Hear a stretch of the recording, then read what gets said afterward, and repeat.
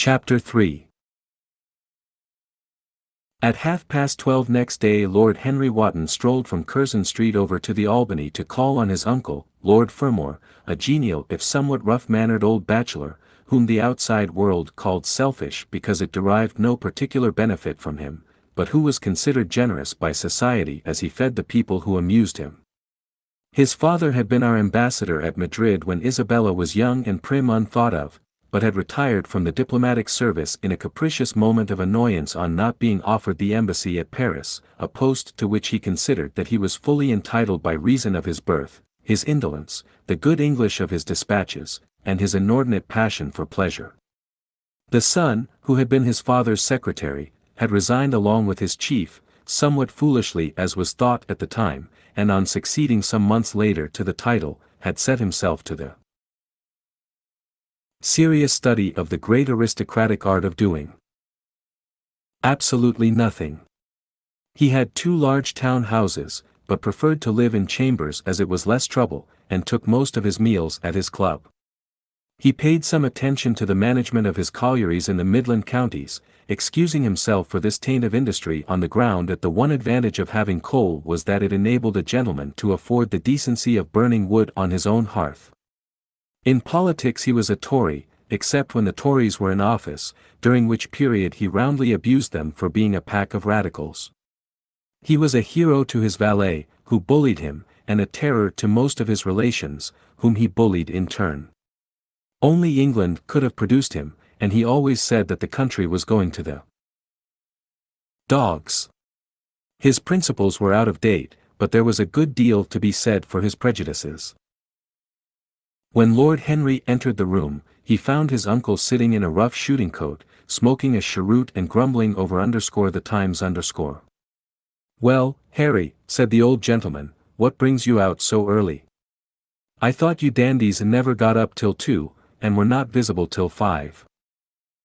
"Pure family affection, I assure you, Uncle George. I want to get something out of you." "Money, I suppose," said Lord Fermor, making a wry face. "Well, sit down and tell me all about it. Young people, nowadays, imagine that money is everything."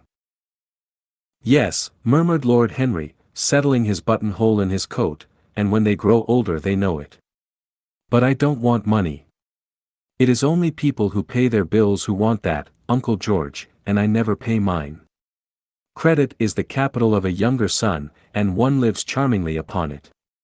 Besides, I always deal with Dartmoor's tradesmen, and consequently they never bother me. What I want is information, not useful information, of course, useless information.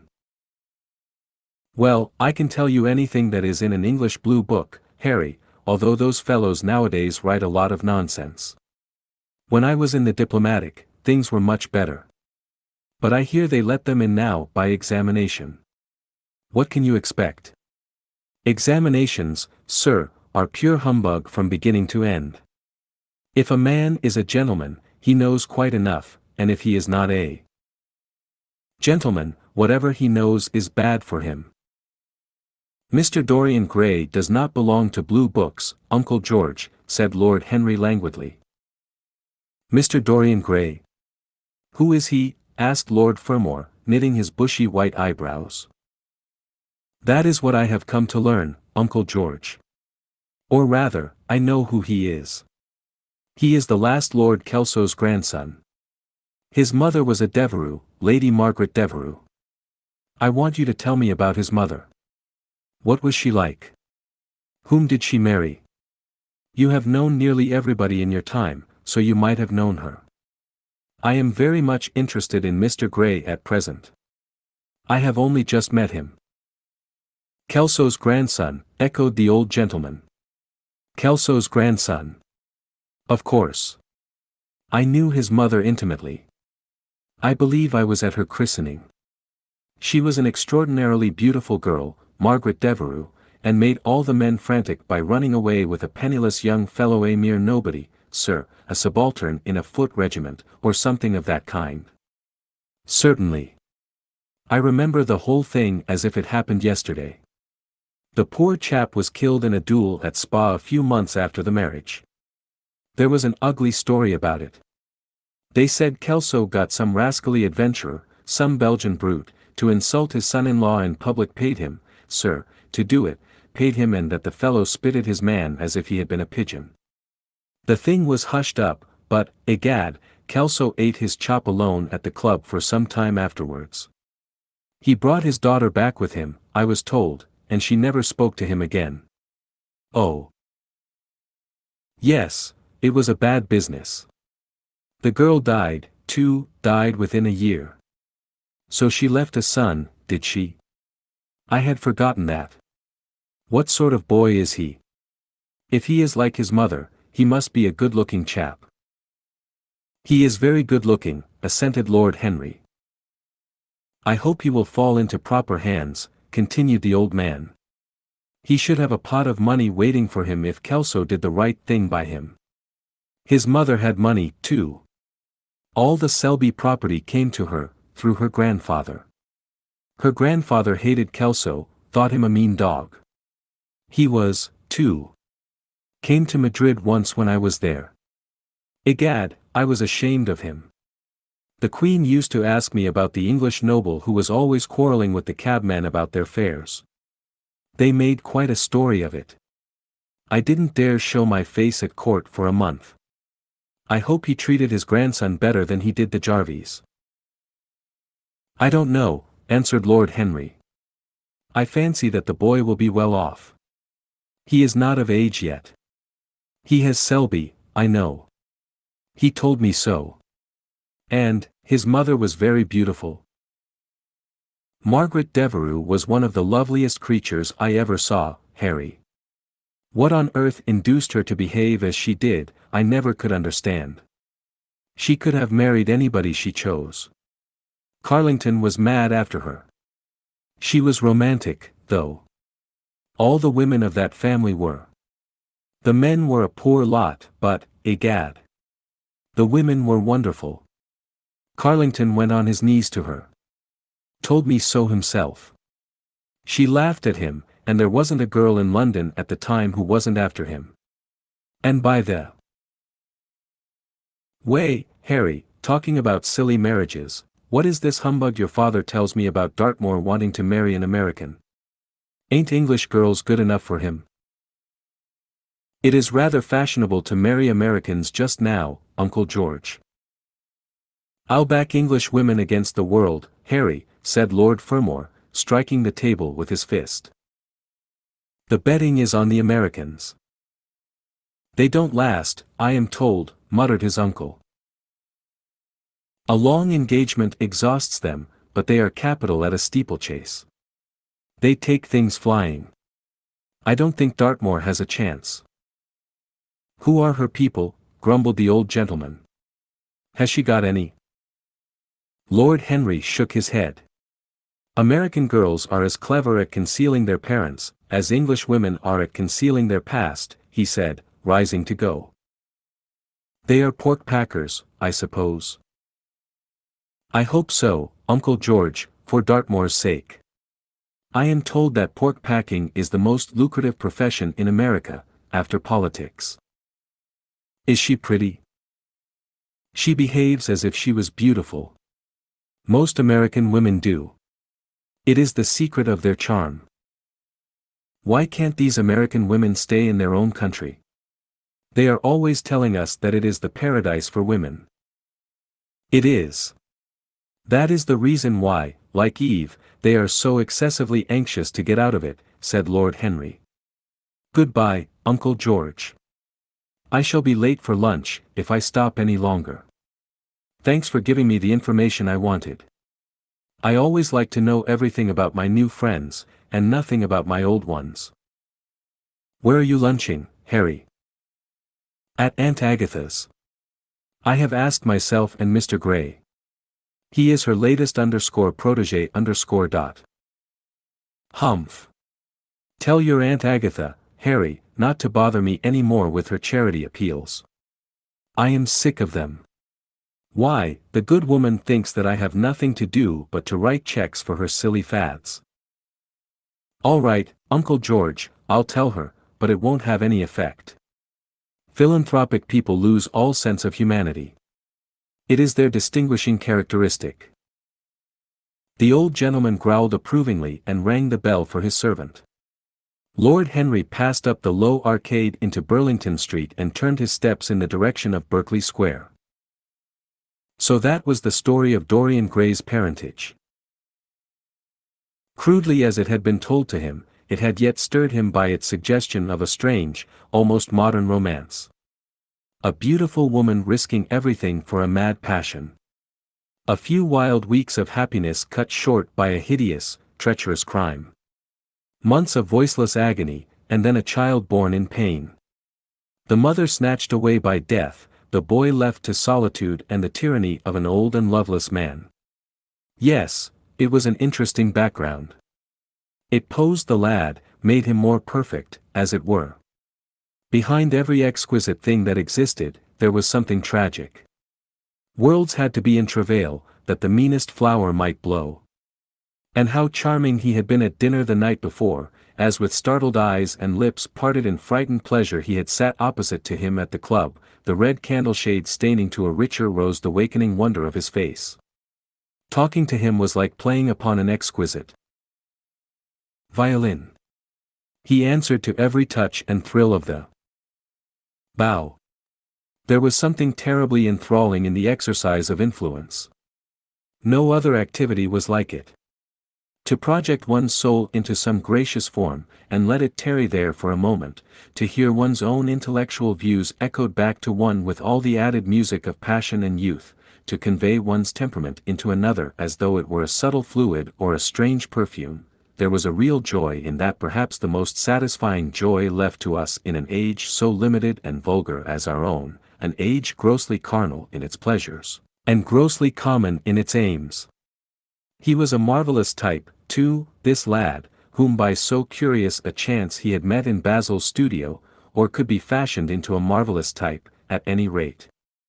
Grace was his, and the white purity of boyhood, and beauty such as old Greek marbles kept for us. There was nothing that one could not do with him. He could be made a Titan or a toy. What a pity it was that such beauty was destined to fade. And Basil? From a psychological point of view, how interesting he was. The new manner in art, the fresh mode of looking at life, suggested so strangely by the merely visible presence of one who was unconscious of it all, the silent spirit that dwelt in dim woodland, and walked unseen in open field, suddenly showing herself, dryad-like and not afraid, because in his soul who sought for her there had been wakened that wonderful vision to which alone are wonderful things revealed, the mere shapes and patterns of things becoming, as it were, refined, and gaining a kind of symbolical value, as though they were themselves patterns of some other and more perfect form whose shadow they made real. How strange it all was. He remembered something like it in history. Was it not Plato, that artist in thought, who had first analyzed it? Was it not Buonarroti who had carved it in the colored marbles of a sonnet sequence? But in our own century it was strange. Yes, he would try to be to Dorian Gray what, without knowing it, the lad was to the painter who had fashioned the wonderful portrait. He would seek to dominate him, had already, indeed, half done so. He would make that wonderful spirit his own. There was something fascinating in this son of love and death. Suddenly he stopped and glanced up at the houses. He found that he had passed his aunt some distance, and, smiling to himself, turned back. When he entered the somewhat somber hall, the butler told him that they had gone in to lunch. He gave one of the footmen his hat and stick and passed into the dining room. "Late as usual, Harry," cried his aunt, shaking her head at him. He invented a facile excuse, and having taken the vacant seat next to her, looked round to see who was there. Dorian bowed to him shyly from the end of the table, a flush of pleasure stealing into his cheek. Opposite was the Duchess of Harley, a lady of admirable good nature and good temper, much liked by every one who knew her, and of those ample architectural proportions that in women who are not duchesses are described by contemporary historians as stoutness. Next to her sat, on her right, Sir Thomas Burton, a radical member of parliament, who followed his leader in public life and in private life followed the best cooks, dining with the Tories and thinking with the Liberals, in accordance with a wise and well-known rule.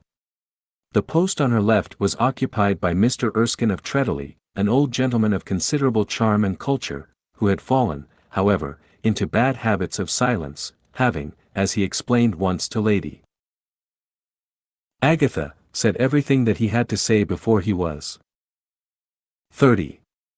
His own neighbor was Mrs. Vandeleur, one of his aunt's oldest friends, a perfect saint amongst women, but so dreadfully dowdy that she reminded one of a badly bound hymn book. Fortunately for him she had on the other side Lord Fodle, a most intelligent middle-aged mediocrity, as bald as a ministerial statement in the House of Commons, with whom she was conversing in that intensely earnest manner which is the one unpardonable error, as he remarked once himself, that all really good people fall into, and from which none of them ever quite escape. "We are talking about poor Dartmoor, Lord Henry," cried the Duchess, nodding pleasantly to him across the table. "Do you think he will really marry this fascinating young person?" "I believe she has made up her mind to propose to him, Duchess." "How dreadful!" exclaimed Lady Agatha. "Really, someone should interfere."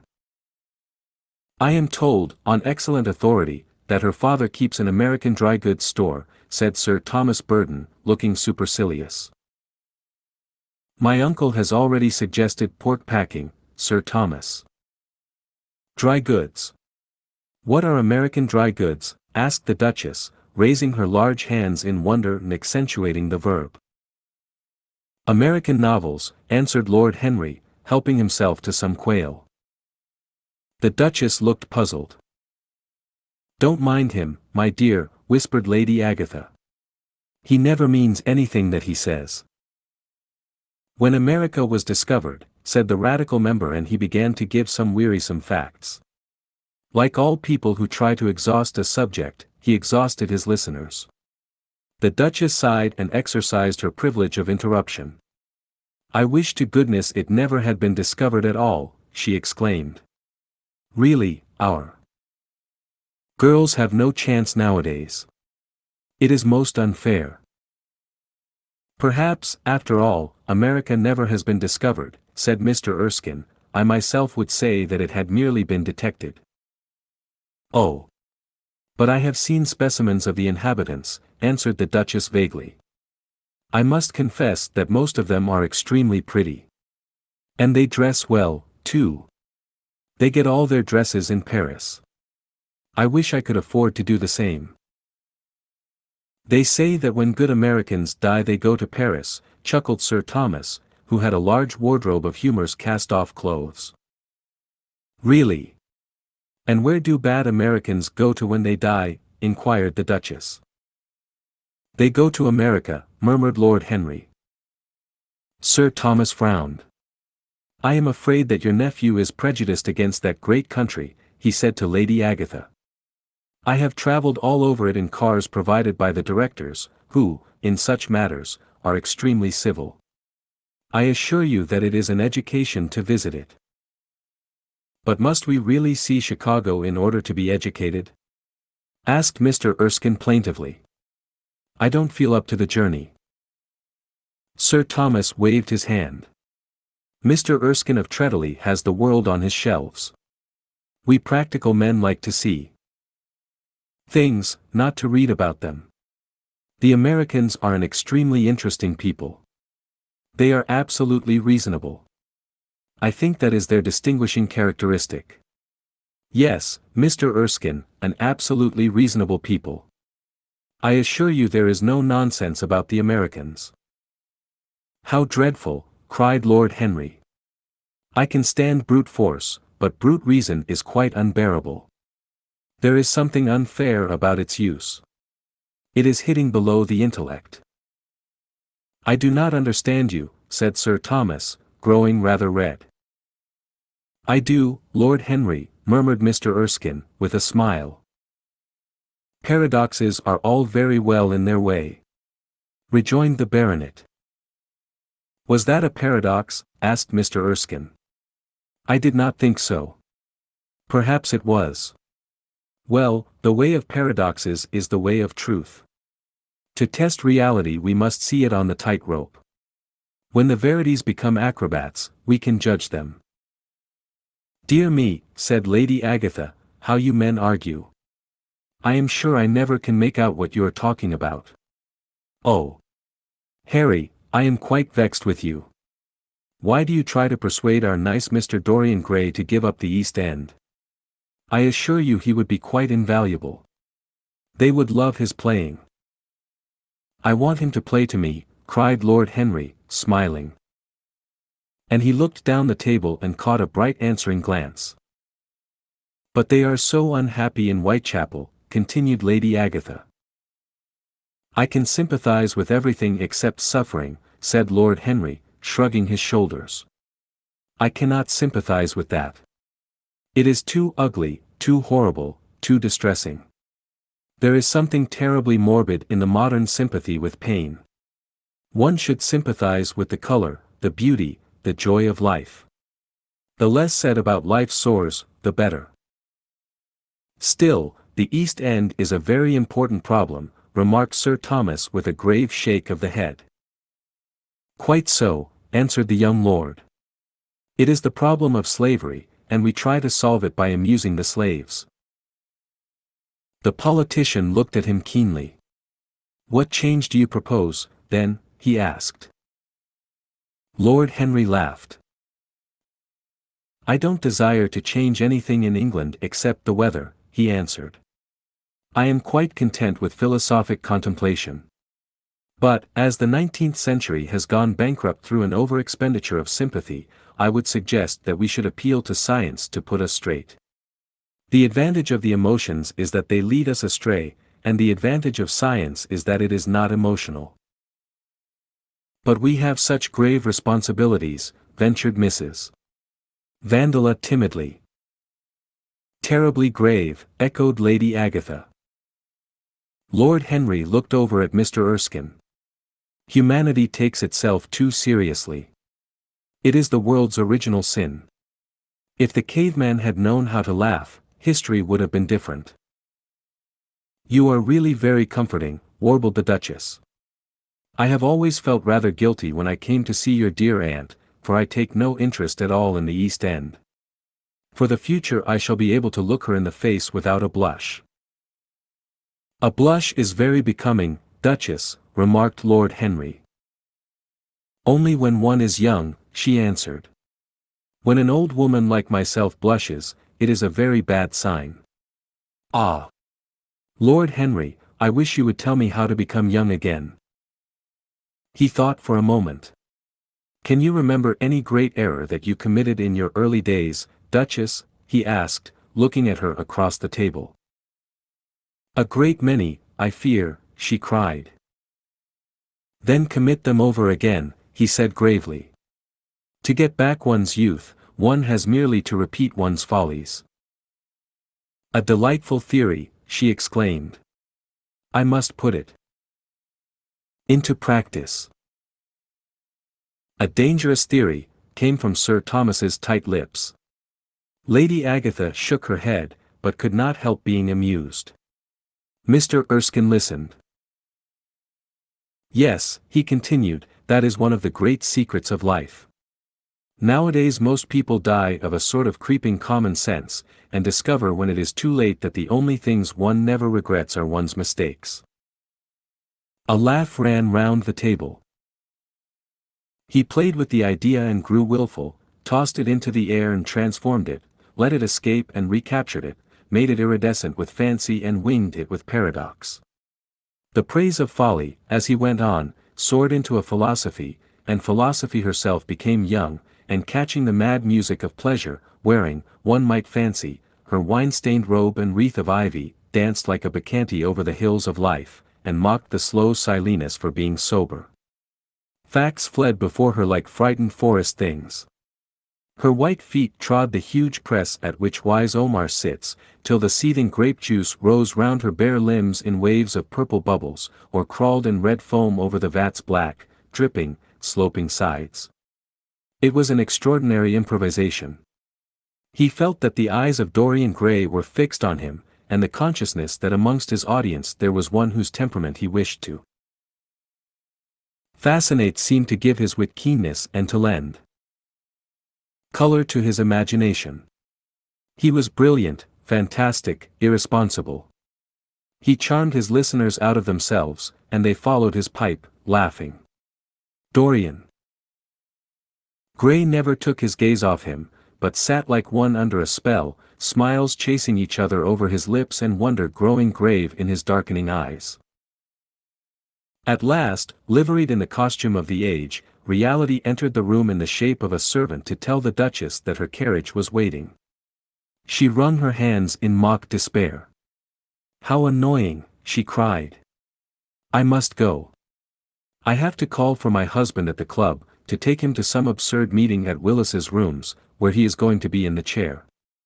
If I am late he is sure to be furious, and I couldn't have a scene in this bonnet. It is far too fragile. A harsh word would ruin it. No, I must go, dear Agatha. Goodbye, Lord Henry, you are quite delightful and dreadfully demoralizing. I am sure I don't know what to say about your views. You must come and dine with us some night. Tuesday. Are you disengaged Tuesday? For you I would throw over anybody, Duchess," said Lord Henry with a bow. "Ah! That is very nice, and very wrong of you," she cried, "so mind you come," and she swept out of the room, followed by Lady Agatha and the other ladies. When Lord Henry had sat down again, Mr. Erskine moved round, and taking a chair close to him, placed his hand upon his arm.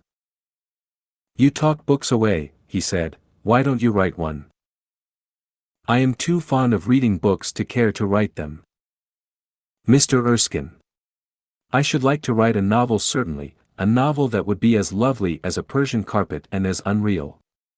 But there is no literary public in England for anything except newspapers, primers, and encyclopedias. Of all people in the world the English have the least sense of the beauty of literature."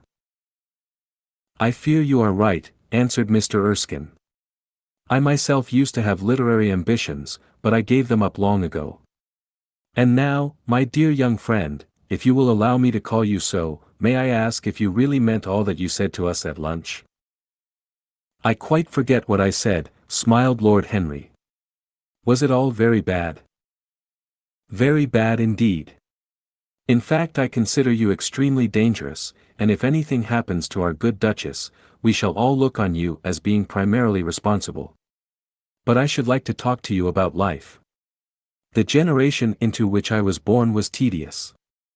Some day, when you are tired of London, come down to Treadley and expound to me your philosophy of pleasure over some admirable Burgundy I am fortunate enough to possess. I shall be charmed. A visit to Treadley would be a great privilege. It has a perfect host, and a perfect library." "You will complete it," answered the old gentleman with a courteous bow. "And now I must bid good-bye to your excellent aunt.